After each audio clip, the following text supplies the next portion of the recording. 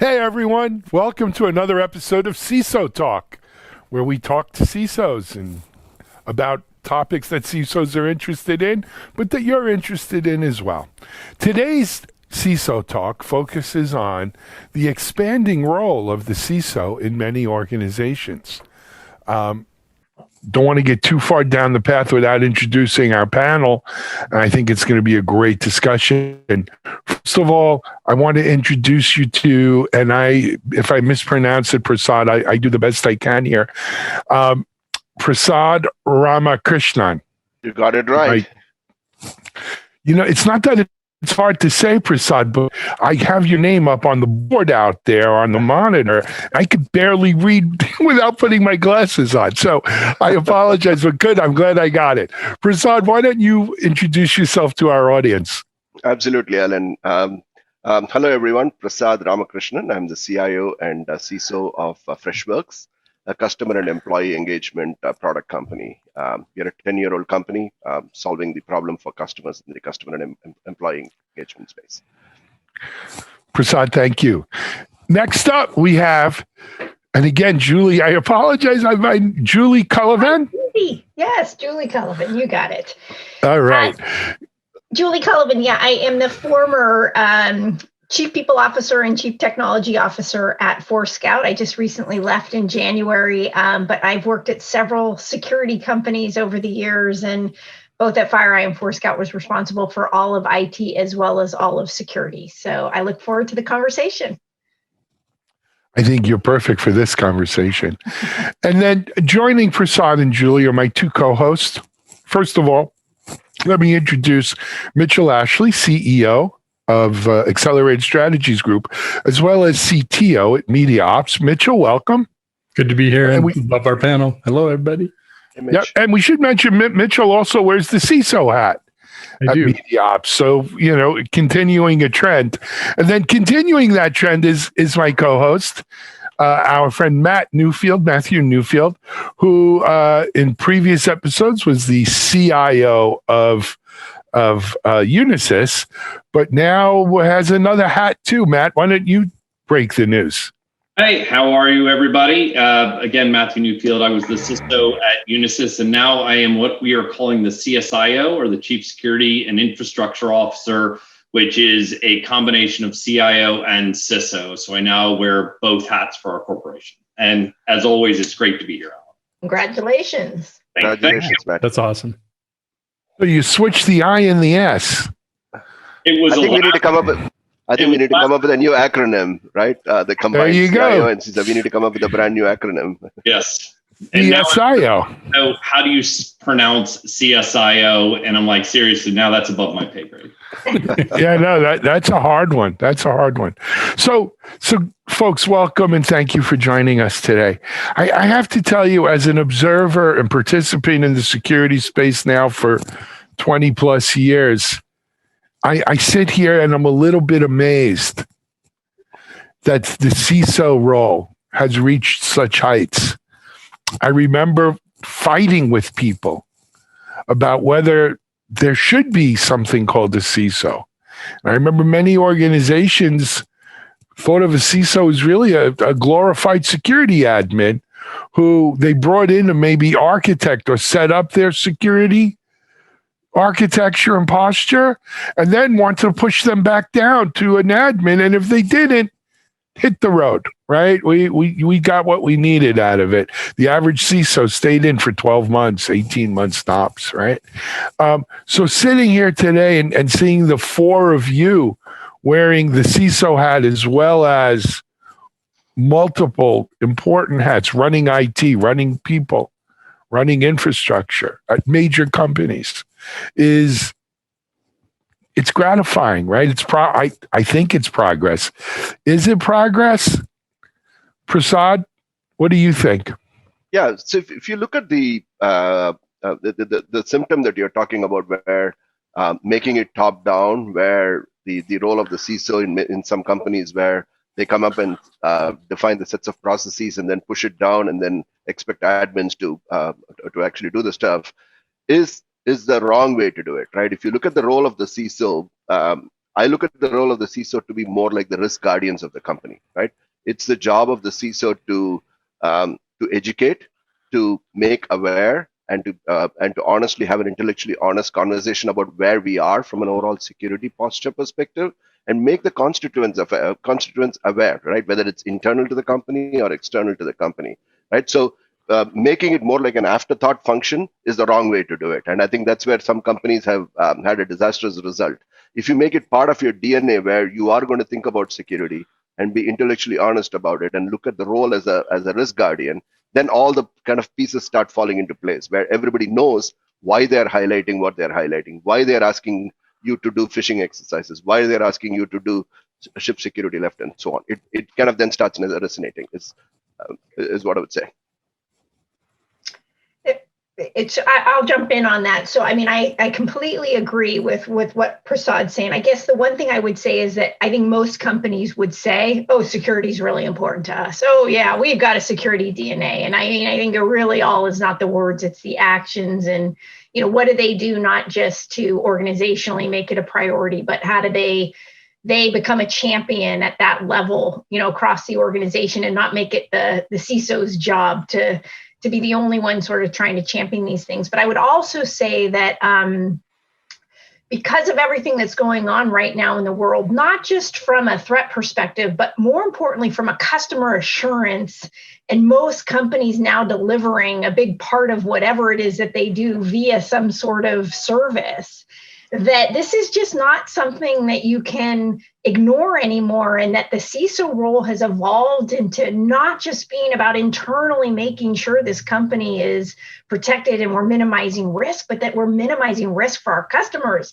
And they trust us, right, with their important data or their important work processes, et cetera. So I feel like as much as the right words were being said, that it became real when it was like customers were like, I'm not buying this until I talk to the CISO. Mm-hmm. And look, I couldn't agree with you more. It's the big morphing, and I think one of the larger shifts for this function, this role, this concept in corporations, and it was a learning experience for a lot of executives that don't have a security background, is they would take the smartest security person in the room that they had and say, okay, now you're responsible. But those people didn't have business experience. And to what both Prasad and Julie were really talking about here is you need someone who understands business, who has really good communication skills, can see the threat landscape for what it is, and is not the typical office of the no executive. And you know, there's many of us have been in that world where you've talked to the person and said, that's not acceptable. It used to be the old joke about lawyers. If corporate lawyers were, you know, what do I have to do to make my weekend better? So if I have to say no, I say no. And for me, when I joined this organization, my last organization, to Prasad, your point, my job was to root risk out. That's what I did. I rooted risk out. I still do that. Even in my new combined function, I root risk out. I like to present options.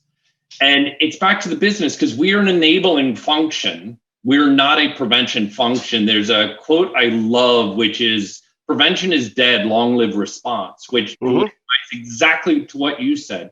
I can't stop bad things from happening because, unfortunately, and I think Prasad said phishing, people like to click the links. I don't know why. They love to click. We did an episode on this. They click stuff all the time, and it makes us crazy. So what are you going to do about it? Because you're not going to stop them. If 60+% of people around the world like to click the links, what makes you so special that your culture is nobody clicks any link? Because it's not going to happen. Yeah, I think too, also the role has evolved right along with the organization. When Al and I started working together in the early 2000s, security people were like monks. They were sort of holed off into corners of the organization, spoke language and used tablets that people didn't understand. Now it's a boardroom conversation, right? It's a critical part of business. And you talk about response, Matt. I know you've had many discussions with your board, just knowing you and being part of this show with you, how often you interact with the board. At the same time, Julie, your point about our businesses are accelerating the pace that they're gone digital, and they're not going to slow down. They're just going to keep rapidly growing.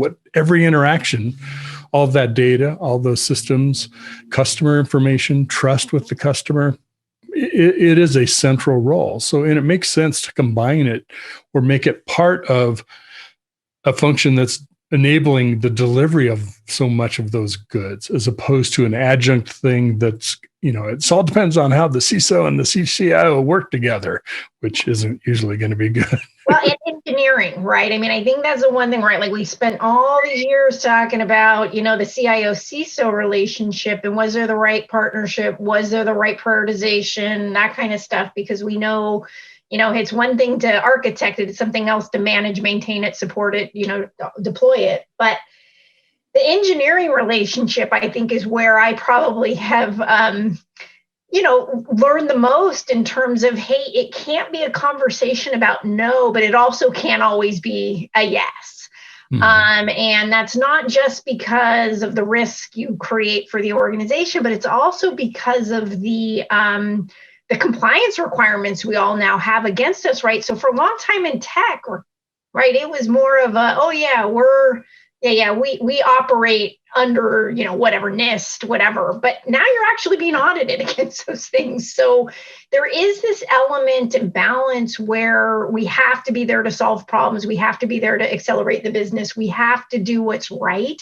But there are going to be some times where it's, look, we're going to have to rethink these things, if we want to continue to maintain some of these strict compliance. And one can argue whether all those checkboxes work or not. That's a separate price session or podcast, but it's the reality, right? It can't always be yes anymore either. So sorry, I went on for a while. No, and okay.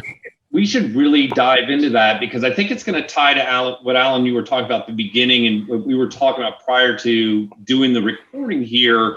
Where does this sit because of these complexities? But you tied to a very interesting point, because there's a massive culture shift. You are correct. In the past, if you wanted to do SDLC, right, and that was that buzzword, you'd put these gates in and you would go to the cyber person, whomever that was, and go, check it, checked, next, check, next. But you had said something pre-recording where, a lot of customers now are looking at you for those assurances, and how are you going to provide them if the person, Alan, to your point earlier, that is responsible for cybersecurity is so far down the stack or disconnected?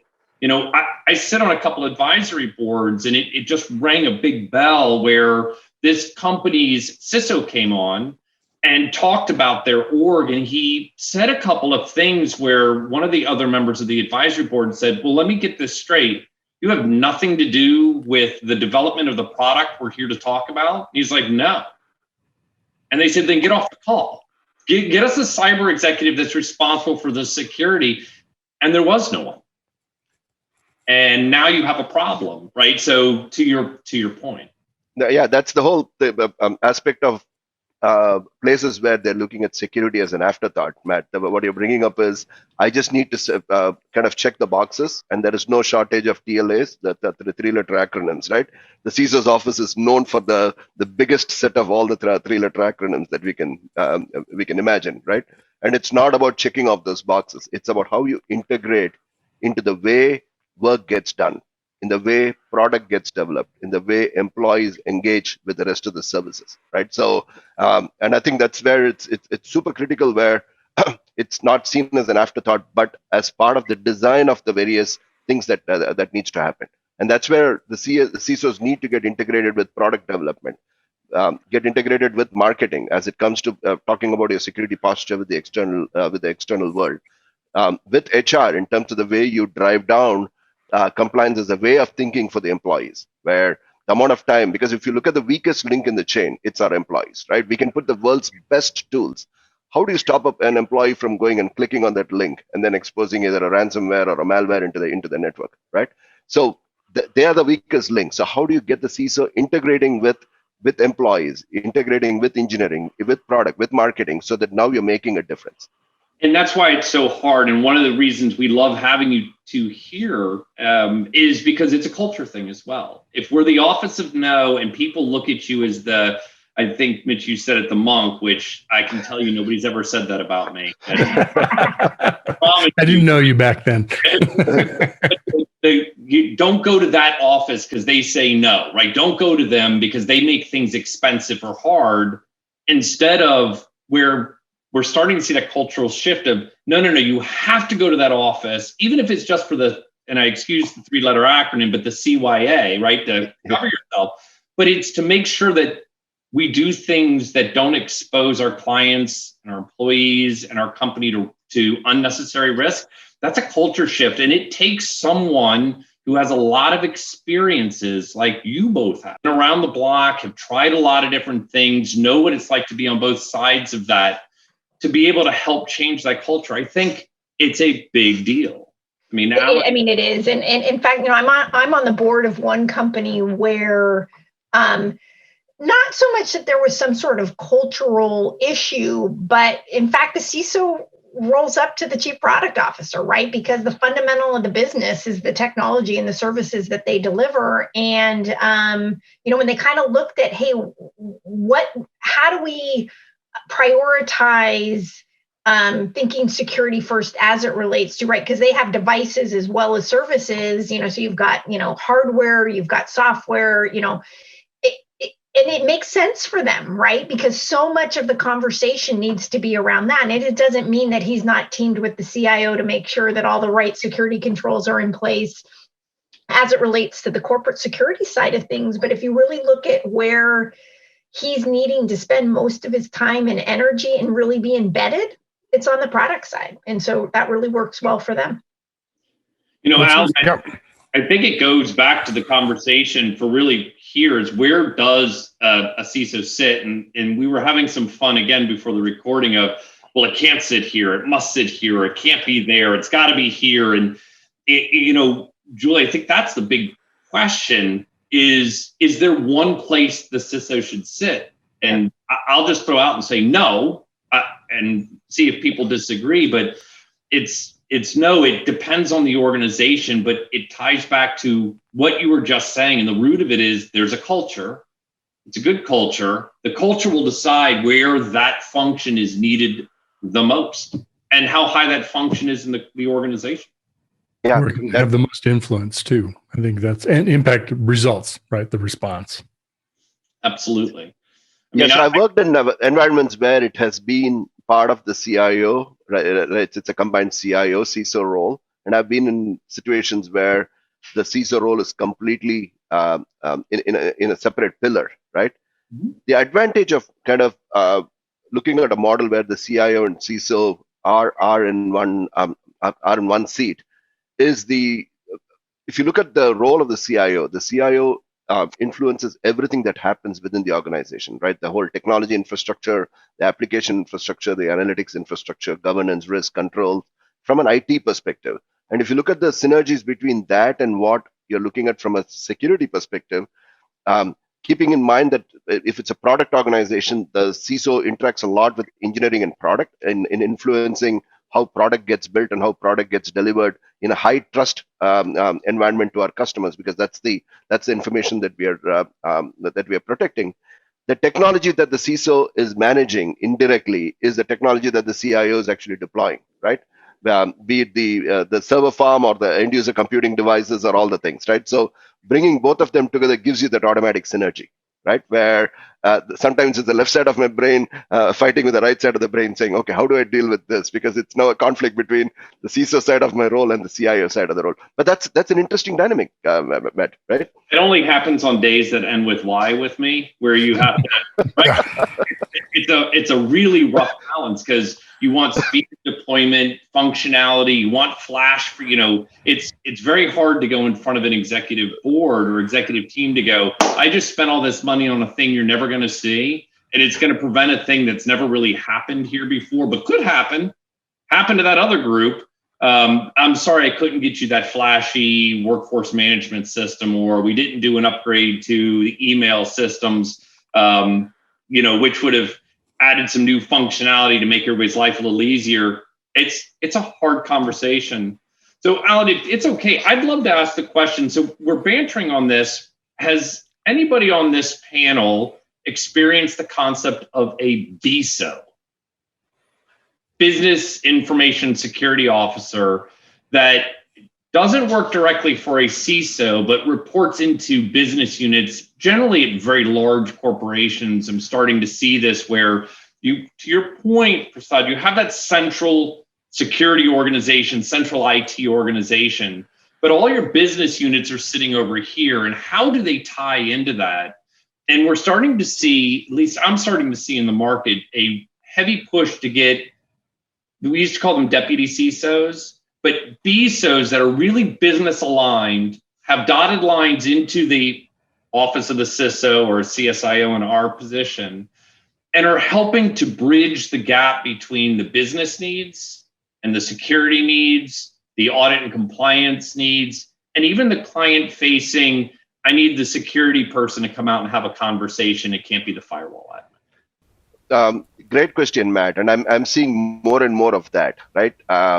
Let me explain some of the things that we are doing, right? So we actually have, and we don't call them BISOs, we call them more the security champions, because the only way you can permeate a concept and do the organizational-wide change management is to have a set of trusted advisors within the various functions who know what you're trying to do and what you're really trying to accomplish, and then they become the spokespersons to kind of do the business change in each of the various product organizations.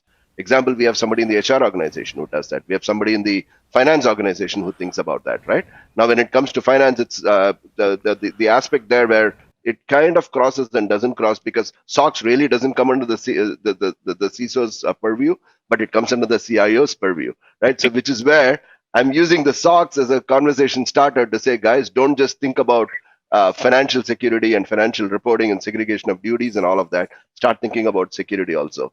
So that's the way we have tried to do it. We have not officially called it BISO, but I'm talking to a few candidates where, as I'm continuing to build out the team, and I do see the BISO role becoming more and more prevalent, especially in large product organizations, where for one product line you'll have a BISO and another BISO for another product line, all dotted line reporting into the CISO. But I see them as champions. Yeah. It's a similar kind of concept like the office of the CTO, right? You'll typically have CTOs or whatever they call them in different parts of the organization. And then there's an office of the CTO that helps kind of bring it all together to try to get the economies of scale or directionally do things the same. It seems like a very natural evolution, Matt. I think maybe it's a healthy evolution for us. Yeah, I mean, I would argue, I think it would definitely relate in some way to size of organization and industry and market that they're in. Okay, I mean, the organizations that I've worked in, both FireEye and Forescout, reasonably small in the bigger scheme of things. We felt like we were big, but we weren't that big. And so I guess where I tried to spend more time was not trying to, so clearly with the products organization, having security expertise and alignment and integration was really important. With the other organizations, what we tried to do was really talk more in terms of risk and compliance, right? Not security, but risk and compliance, right? And making sure that they sort of understood for their world what were the other risks that they needed to be thinking about, or what compliance elements were they responsible for making sure? So whether it was SOX as an SOX or whether it was SOC as an SOC, right? HR has a responsibility, facilities has a responsibility, right? And it was making sure that they absolutely understood what pieces of that they were ultimately responsible for making sure that there was policy and adherence to, because of the audit aspect. So I think we're all kind of touching on the same thing, whether it was somebody part-time job, full-time job, did it scale as the company scaled? Probably, but yeah, there's got to be way more than just a CISO and their team trying to make it all happen. You know what, guys, though? So for me, this whole discussion is one that needs to be framed in context. And the context is that modern organizations are under, are a planet where we have tectonic plates shifting all the time, right? When we look at the tectonic plate that is IT, that is information technology, look, 3 years ago, 50% of corporate executives still thought of it as a cost center, right? Their top priority for IT was cutting cost on it. How can I do IT cheaper? Because it's a cost center. Right. So we think of IT, well, the IT people had it much better than the security people. They were more integrated. No, they were a cost center. They were, right. So that tectonic plate is shifting. IT is not a cost center. It's a profit generator. It makes our business. It's a business enabler. We can't do business without it. At the same time, maybe it was a smaller plate, but this plate of security, which had, at one time maybe it was under the equator as pure InfoSec, but somehow shifted into the compliance and risk kind of mode, maybe it was an ice age, I don't know, but it's melted now and emerged to be more than compliance and risk. It's truly security, and it's butting up against this IT enabler plate, and mountains are rising out of it, right? And, I'm reminded of like the role of the CISO in Gene Kim's Phoenix Project, right? John. Where, yes, exactly. And, what a poor SOB that was. But, that guy's gone. That guy has given way to the Prasad and to the Julie and the Mitchell and Matt of today. Right? Because we live in this new map, this new earth, this new formulation of what IT is, what security is, how it all relates to the broader business. Because at the same time, those plates were shifting. So were people, right? We don't talk about HR anymore. We talk about people. Mm-hmm. Right? It's about people. And we talk about the role of the board, and the executive has changed. We live on a very volcanic world here. Well, that explains all the heat, steam, and lava. Yeah. Yeah. It does. Look, we should, I was going to start singing my Lava Girl thing from Hawaii. But anyway, we shouldn't forget this, that we live in an ever-changing kind of world, and all of these pieces somehow fit into each other, right? And so I think that's what drives a lot of what we're seeing here today. When I think it goes back to this earlier conversation about, hey, organizationally, who cares? Right? You're right. I mean, like, if everybody understands that we must make this a priority, it must be embedded in the way we think, the way we build, the way we deploy, all these kind of things. To your point about, hey, it's about people, right? And quite frankly, it's about take the agendas away and just be like, hey, what do we need to do for this organization, and what do we need to do for our customers? And that needs to be more and more the dialogue, right? Because it's changing all the time. It's a cultural. I mean, this is about the culture. It really is cultural. Yeah, I agree. And if you have a scenario where security, cyber, physical, doesn't matter, innovation, all of those kinds of things are baked in, to your point, I agree. It doesn't really matter. The only time I've seen where it can matter, where that function is located, is career paths and finding the right individual. And let's be honest, it matters in some way, right? You have to have an org structure. I'm not trying to be so like none of it matters, everybody just works for themselves type thing. I totally agree with you. But I think sometimes there's a little too much energy on, hey, should this be in engineering? Should it be in, and then you're really kind of like, do we all agree this is really important? And that we're going to start bringing security in much earlier in the architecture and design elements of what we're doing as a company. If we can all agree on that, I really don't care. Take it, have it report to you. I'm good. That was the reason I started DevOps.com, Julie, because that was my vision, that I don't care. As long as, if we could get security further left, more involved, more integrated, it's a good thing. Yeah. And, but we also, I didn't envision then the world now. Right. Or maybe I did, but I didn't think it would happen this quick. Yeah. Yeah. If you look at the going back to the geological references to what you were saying, right? We are experiencing a seismic shift in terms of companies moving away from traditional big tools on-prem to now everybody's SaaS and cloud, right? Thanks to the pandemic, people may have had a 4 or 5 year roadmap. It all happened in 1 year. And they pretty much had to do what they had to do to keep the business running, right? So technology is also adding a dimension in terms of org design and in terms of the operational model, right? Because the tools which would have normally worked in an on-prem type of an environment don't necessarily work in an all SaaS or an all cloud type of an environment, which means the role of the modern CIO and the CISO has also emerged to now be able to handle what is being the cards that have been dealt to them, right? Which is basically now a completely SaaS-based environment where you now are relying not just on what you bring to the table, but now are relying and putting the onus on another vendor who's a SaaS vendor to provide and cover your bacon, right? So it is basically it's all about risk arbitrage, right? Which is the risk that you want to absorb. So that's also having a determination on the organizational structure and where the role fits in to be able to handle this new dynamic that we are experiencing. But I can so real quick on top of that, because I agree, but it also changes, again, I think to the point that we're coming to here is it doesn't really matter as long as whomever that function reports to believes. They have to believe in cyber. It can't be the afterthought. It can't be the, you're over there, leave me alone, I'm focused over here. As long as that doesn't happen, I agree. But to your point, it also changes the entire corporate conversation because the move to home, and we've had episodes on this, it changes, well, where's privacy now? Where's compliance? Where's ethics?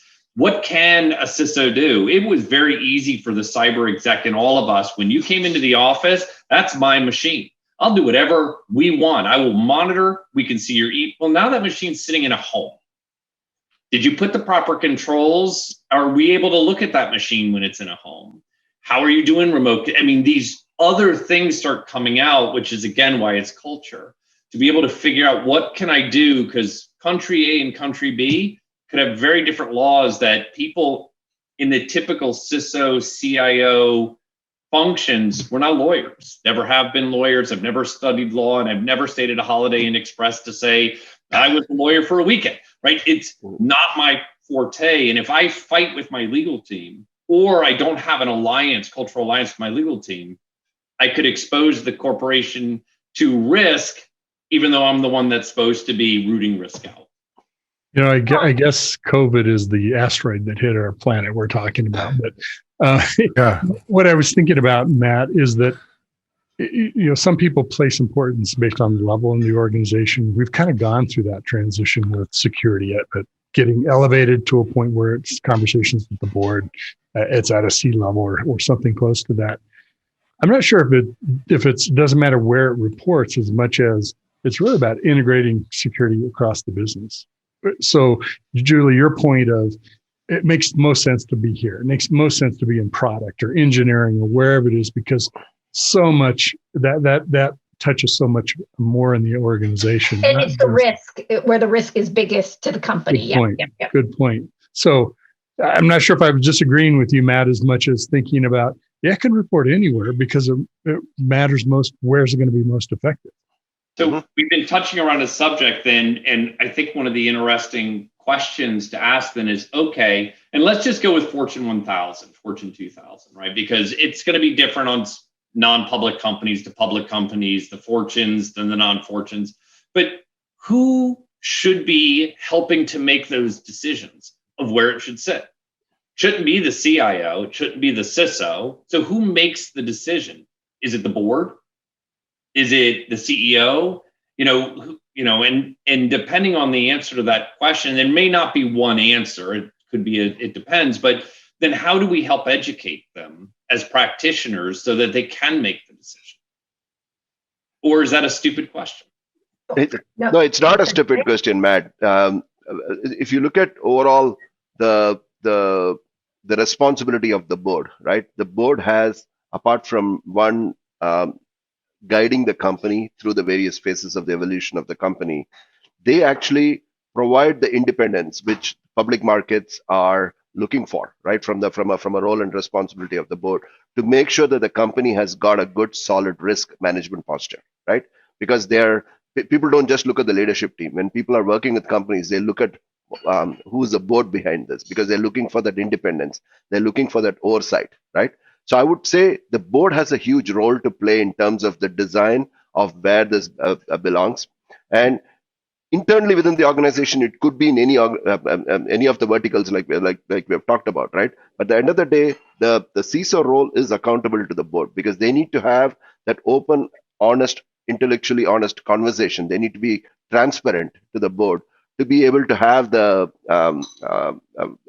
the board the comfort level that the company is managing to the risks that the company is exposed to, right? So I would say the board has a big role to play, after which the actual design of where it is organizationally would be with the C-suite leadership, right?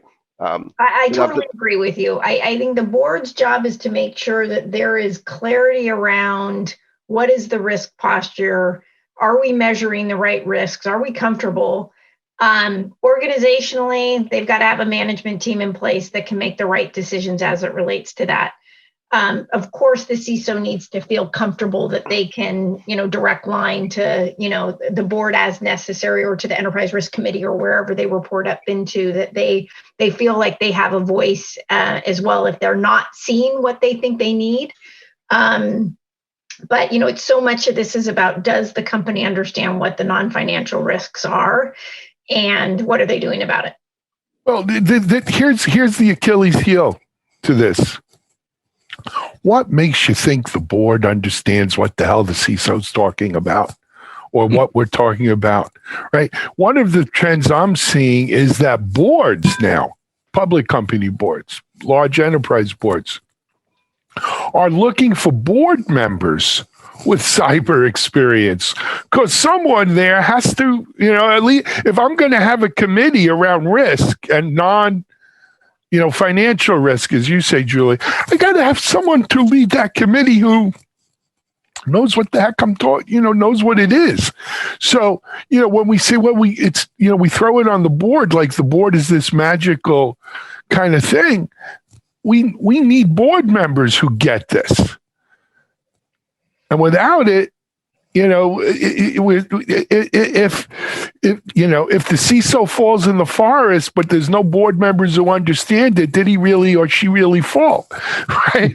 and so, this is, I think, going to be the next area when we talk about beyond the expanding role of the CISO, is how do we get our boards up to speed? Our boards aren't configured correctly to interpret and handle what our executives, our C-levels are giving them.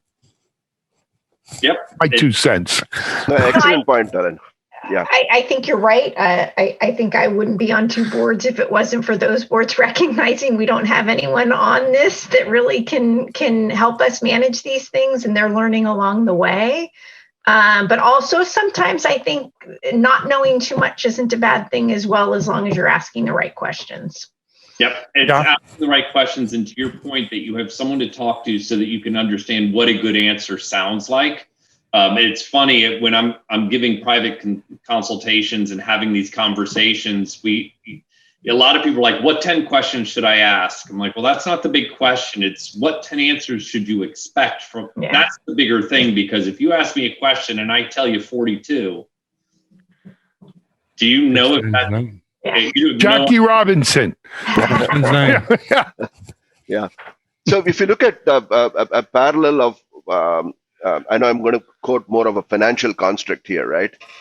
Boards before 2003 knew nothing about SOX, right? When SOX came out, boards then started understanding what the impact of financial compliance and making sure that you're now able to get a good set of numbers which are more predictable and accurate, right? So that's what SOX 302 and 404 determined. Board members learned that, and that was the birth of what we call the audit committee, right? Where they now are monitoring what the CFO is saying and monitoring what the internal controls are. We'll see emergence of that, especially now with technology shifting, right? We are saying, like to Julie's point, right? Now Julie's part of a few of the boards, right? And I'm advising a few companies. You'll see now the desire for the leadership team within companies to bring industry experts into their board who are now able to have a seat at the table to determine what security strategy needs to be and are able to ask the right questions and know what the right answers are as well, right? And have a business background, right? And have a business background. The role of the CISOs changed so much. If you were a firewall admin last year, and I'm not knocking firewall administration, right? There's not enough of them. They're hard to hire. They are massively hard to hire. But if you're expecting that person to go from being very technical to being very business public speaking, that's a different person. Yeah. And we have a long road because there are also not a lot of business level CISOs in the market these days, which is why we always have the 3 letters joke when it comes to CISOs. And I won't bore everybody with that joke now, but a lot of people know what I'm talking about. So, we're working on something about that here at MediaOps. We'll talk about. Guys, I got to pull the plug on us, though. I'm sorry. We're overtime. Oh. And it's not like we're the Bill Maher show and we could go on YouTube for, overtime. But we will be back in 2 more weeks with another great CISO talk. But for now, Prasad Ramakrishnan, Julie Cullivan, thank you for joining us. And this was a great discussion. We'll run it back and continue this. We'll get Jody, our associate producer, to make it happen. Matthew, as always, thank you for sitting in and adding to this so much to the discussion. This is Alan Shimel. Oh, it's our pleasure. Come back again, please. This is Alan Shimel from MediaOps and CISO Talk. We hope you enjoyed this. We'll be back in 2 weeks with another great CISO Talk. But until then, be safe and be well. Take care.